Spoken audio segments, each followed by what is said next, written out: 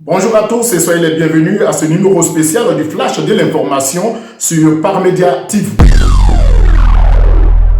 Le 19 mars dernier, vous avez suivi l'hommage de l'association de la communauté des Ivoiriens de Parma et province rendu à notre doyen Jacques de Rocabianca sur votre web télé Parmedia TV. Un homme de cette dimension a besoin d'une levée des corps, des funérailles et un transfert de sa dépouille mortelle dans son village natal à sa dimension. Eh bien, les Ivoiriens, face à ce confinement dû au coronavirus, se posent la question de savoir quelle sera la suite de ce deuil. L'autorité bien placée dans cette ville de Parma est bel et bien l'ATIP. L'ATIP est l'unique association qui est en contact permanent avec la famille éplorée. Nous avons pour plus d'informations afin d'éclairer les Ivoiriens, joint le président de l'association des Ivoiriens de Parma et province, en abrégé l'ATIP, via une vidéoconférence.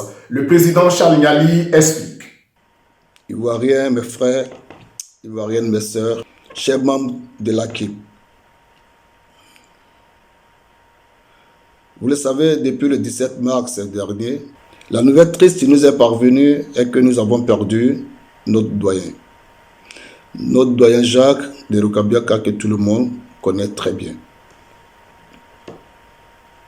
Et nous sommes rentrés en contact avec la famille.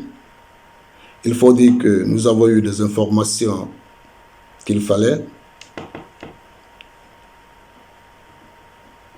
Notre doyen Jacques, il était malade et tout le monde le savait très bien. Et tout le monde sait la position actuelle de l'hôpital de Parma. L'hôpital étant saturé par cause du coronavirus. Et quand le doyen a piqué la crise à la maison, la famille l'a déporté à l'hôpital.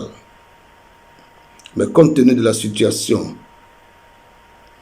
les docteurs, les médecins de la place n'ont pas pu prendre le dessus et la maladie l'a emporté. Alors nous sommes en deuil pour un grand monsieur comme lui. Et compte tenu de la mise en quarantaine de tout le monde, nous ne pouvons pas lui faire des funérailles. Nous ne pouvons vraiment pas faire la levée de corps et transférer notamment le corps au pays. Sans cela, les autorités italiennes ont décidé de nous donner un coup de main en nous faisant notamment une proposition. Si on décidait de l'enterrer ici. Sans cela, la famille endeuillée a donné son accord de principe. Nous vous informons à travers cette vidéo pour dire que le 25 mars 2020, à partir de 14h30,